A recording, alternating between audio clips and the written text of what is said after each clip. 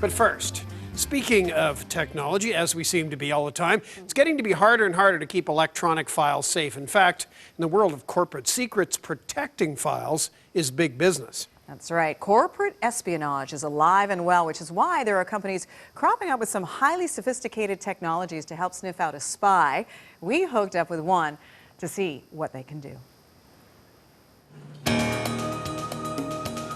An important meeting is about to take place in this New York hotel.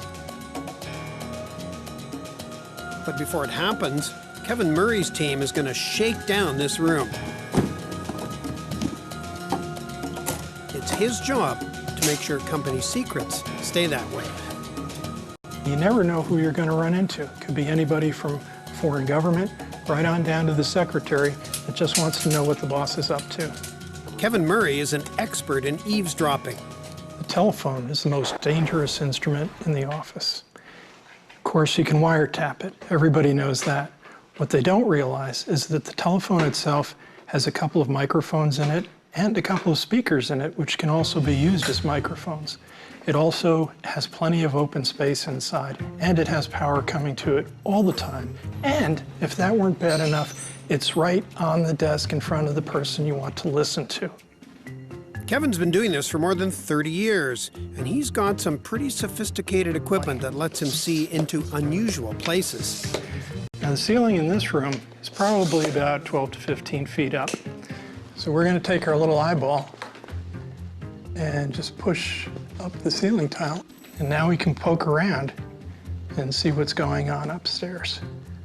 Some things aren't visible to the human eye, which is why they have this. So this is our thermal imaging camera, which we use to look for sources of heat in the room. Basically, anything that's electronic that has current running through it heats up, like your television at home. It is super sensitive to heat. Here's an example of just how little heat this camera sees. We're going to take a look at my fingertip and the heat coming from off of that.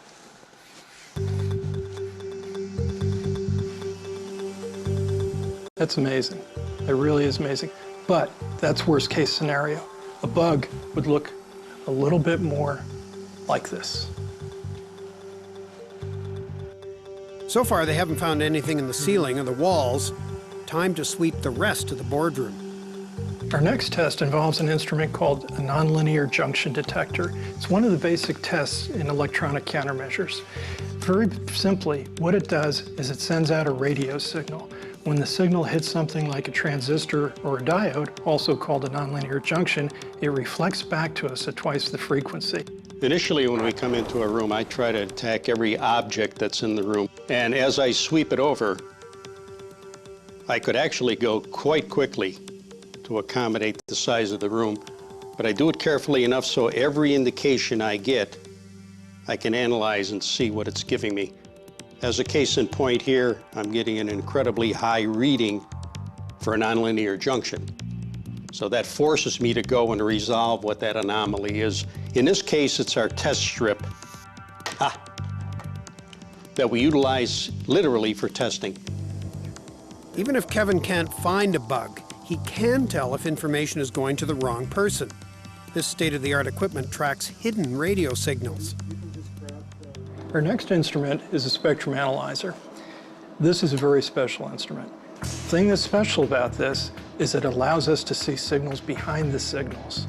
FM transmitters, like your broadcast FM radio stations, they transmit all the time, very strong signals. They make an ideal location for hiding your other signal. Normally, you can't see that. That's very, very difficult to discover. This is one of the few instruments that does that. No bugs here, but there are other ways to spy on a company. All it takes is somebody with a setup like this to be out in the parking lot and hook onto one of the computers on the inside and go all the way into the mainframe if the security settings aren't correct. This machine looks for unusual Wi-Fi transmissions. As we look at these transmissions, we can tell what they're associated with, whether it be a laptop or a handheld portable device like a tablet or a telephone. Although they've scanned the room completely and find no signs of espionage, the job does not end here. Sweep of the room went well. We didn't find any electronic eavesdropping devices, but this is a pre-meeting inspection. Normally, it doesn't end at this point. The meeting usually commences right after we're finished, and we go to another location and set up the radio receivers and continue monitoring for things that might be brought into the room at the last minute by somebody on the staff or maybe by one of the meeting participants themselves. By listening in, Kevin has found a way to keep company secrets.